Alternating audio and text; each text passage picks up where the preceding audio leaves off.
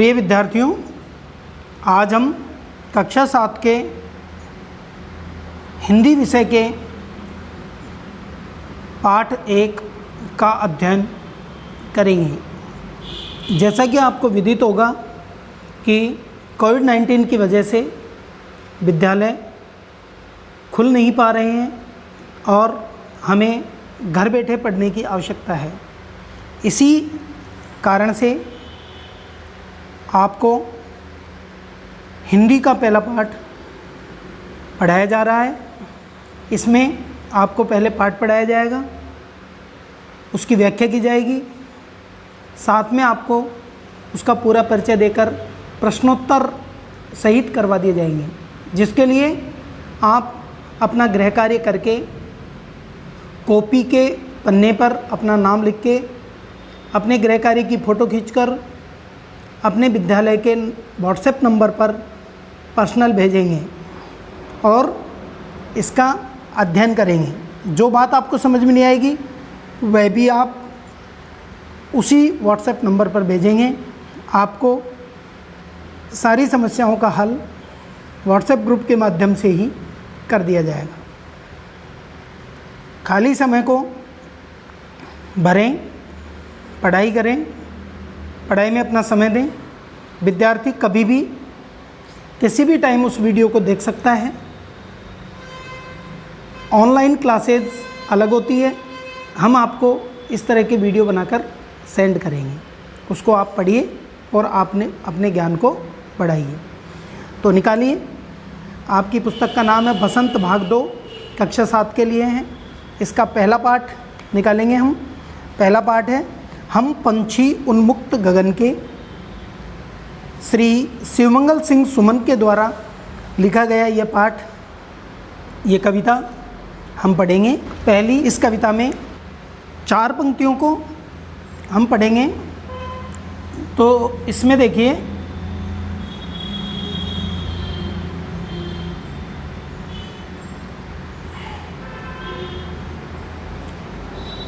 हम पंछी उन्मुक्त गगन के पिंजर बद्धन गा पाएंगे, कनक तीलियों से टकरा कर पुलकित पंख टूट जाएंगे।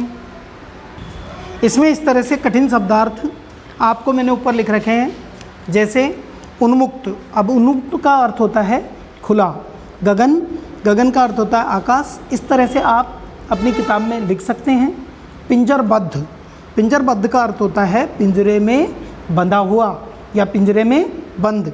कनक तीलियों, कनक तीलियों का अर्थ है सोने की बनी हुई तीलियों, सोने की तीलियों से बना एक पिंजरा। अगला शब्द है पुलकित। तो पुलकित का अर्थ होता है चंचल, उमंग से भरे हुए। अब इसका अर्थ करेंगे, उससे पहले 4 पंक्तियाँ और पढ़ लेते हैं हम। 4 पंक्तियाँ। हम बहता जल पीने वाले मर जाएंगे भूखे प्यासे, कहीं भली है कटुक निबोरी कनक कटोरी की मैदा से। तो देखिए, इसके शब्दार्थ भी हम कर लेते हैं। इसमें शब्द आया है कटुक। अब कटुक का अर्थ क्या होता है? कड़वी। निबोरी, तो निबोरी का अर्थ होता है नीम का फल, अर्थात गांव में उसको निमोड़ी बोलते हैं। कनक कटोरी, तो कनक कटोरी शब्द का अर्थ है कनक यानी सोना और कटोरी अर्थात सोने की बनी हुई कटोरी। अब हम इसका पुनः अर्थ करेंगे। तो देखिए, हम पंछी उन्मुक्त गगन के। कवि पिंजरे में बंद पक्षियों के मनोभाव इन पंक्तियों में व्यक्त कर रहा है। पक्षी क्या कहते हैं? पक्षी कहते हैं कि हम खुले आकाश में उड़ान भरने वाले प्राणी हैं। यदि हमें उस पिंजरे में बंद करके रखोगे तो हम कभी भी प्रसन्न नहीं रह पाएंगे, यानी प्रसन्नता से हम गा नहीं सकेंगे। कनक तीलियों से टकराकर पुलकित पंख टूट जाएंगे। हम उस सोने के तीलियों से बने हुए उस पिंजरे में बंद रहेंगे तो हमारे पंख उससे टकरा टकरा के घायल हो जाएंगे। उनको हम बहता जल पीने वाले, यानी हम जो पक्षी हैं वो बहता हुआ झरनों में, नदियों में बहता हुआ जल ही हमें पसंद आता है और हम उसी को पीने वाले हैं, मर जाएंगे भूखे प्यासे।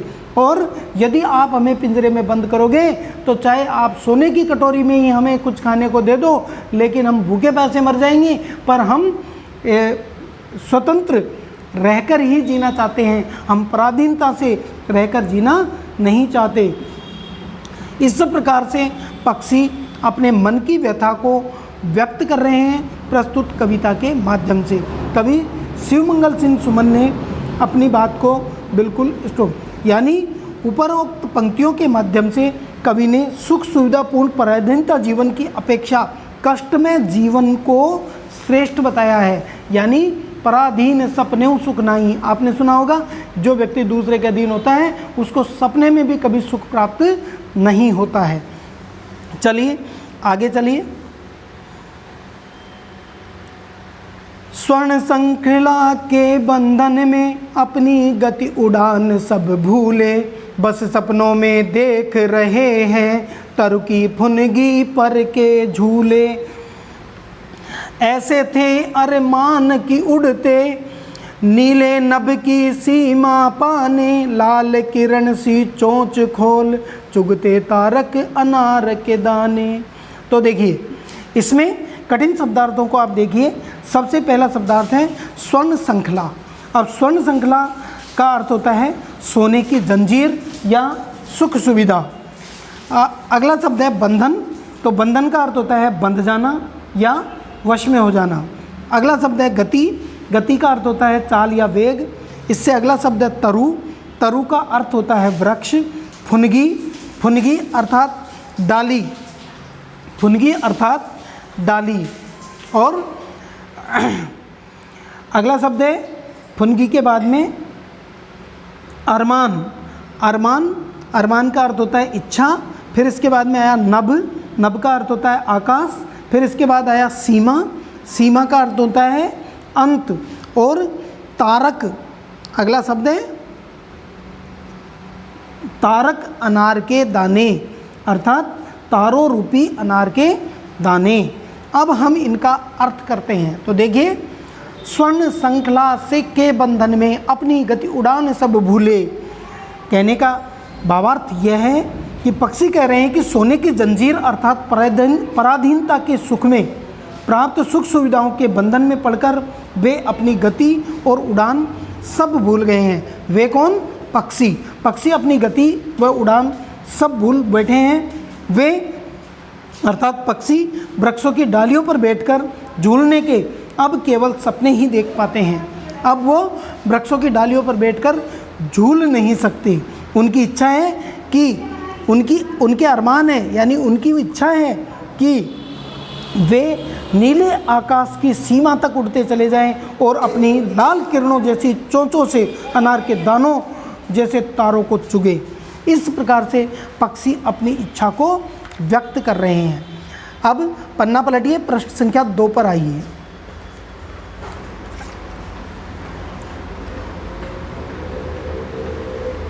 होती सीमाहीन क्षितिज से इन पंखों की होड़ा होड़ी, या तो क्षितिज मिलन बन जाता या तनती सांसों की डोरी।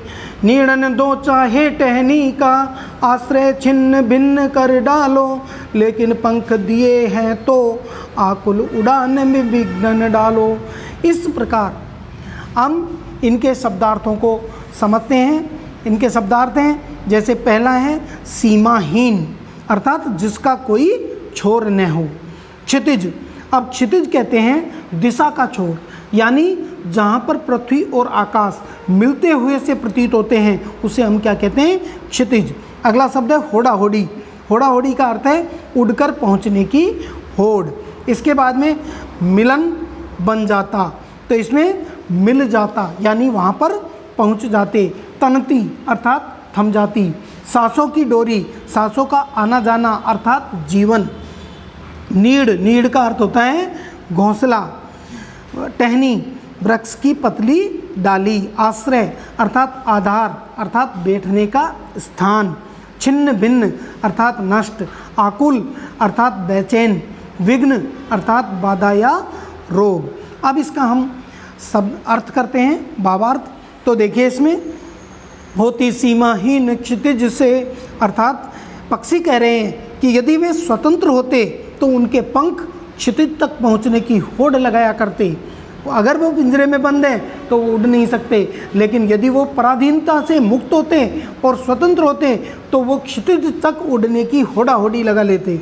वे या तो क्षितिज तक पहुंच जाते या फिर मार्ग में ही उनकी सांसें रुक जाती, मिलन बन जाता, यानी तनती सांसों की डोरी, उनकी सांस रास्ते में ही रुक जाती।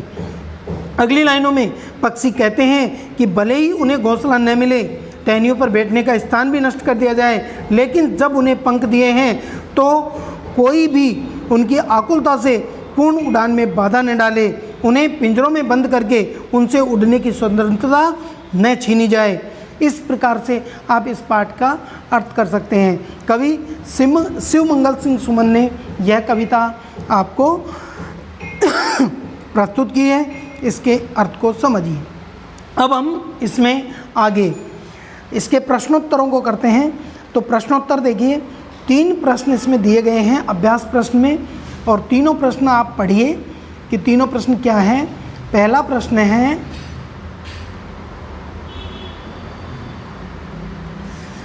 हर तरह की सुख सुविधा पाकर भी पक्षी पिंजरे में बंद क्यों नहीं रहना चाहते। तो आप सोचिए, आप सोचकर बताइए कि क्यों पक्षी पिंजरों में नहीं रहना चाहते। तो देखिए, हर पक्षी स्वभाव से स्वतंत्रता प्रिय है।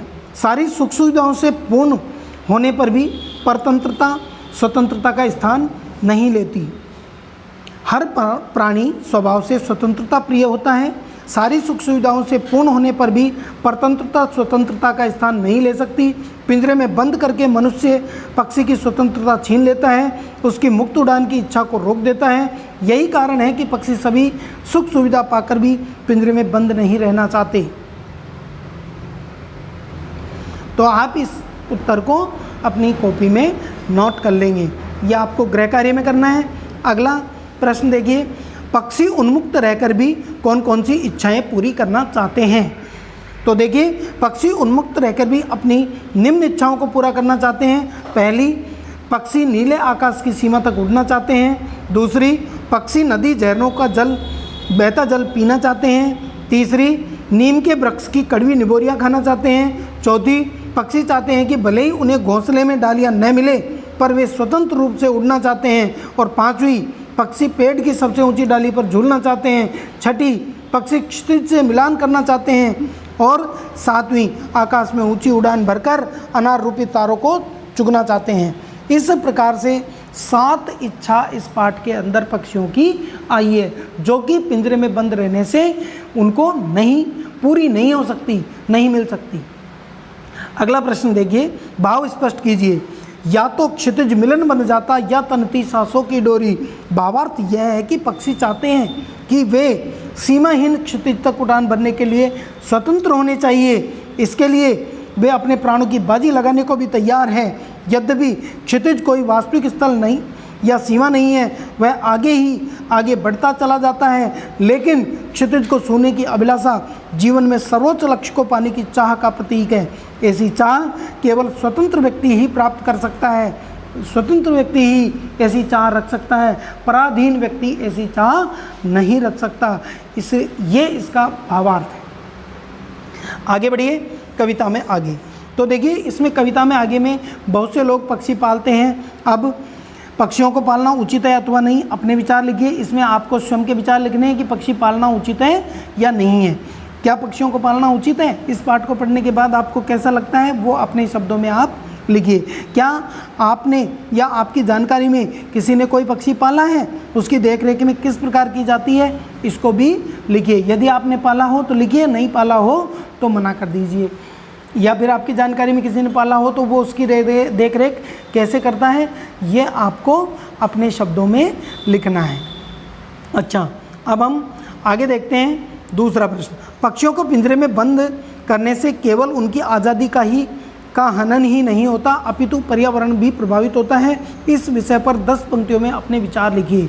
यदि आपकी इच्छा है तो इस तरह के आप विचार लिखें, यदि इच्छा नहीं है तो आप इस तरह की चर्चा अपने घर वालों से, अपने साथियों से करें। इसके बाद में आता है अनुमान या कल्पना। देखो, इस पाठ को पढ़ने के बाद क्या अंदाज़ा लगाया जाता है और क्या सोचा जाता है। क्या आपको लगता है कि मानव वर्तमान जीवन शैली और शहरीकरण से जुड़ी योजनाओं पक्षियों के लिए घातक है? पक्षियों से रहित वातावरण में अनेक समस्याएं उत्पन्न हो सकती है। इन समस्याओं से बचने के लिए हमें क्या करना चाहिए? उक्त विषय पर वाद विवाद प्रतियोगिता का आयोजन कीजिए। अर्थात आपको जब भी शाम के समय आप छत पे घूमते हुए अपने भाई बहनों से या फिर अपने साथियों से या फिर अपने घर वालों से या फिर अपनी मम्मी से बात करते हो तो आप इस तरह की चर्चा उनसे करें और अनुमान और कल्पना करें। यदि आपके घर के किसी स्थान पर किसी पक्षी ने अपना आवास बनाया है और किसी कारणवश आपको अपना घर बदलना पड़ रहा है तो आप उस पक्षी के लिए किस तरह के प्रबंध करना आवश्यक समझेंगे, लिखिए।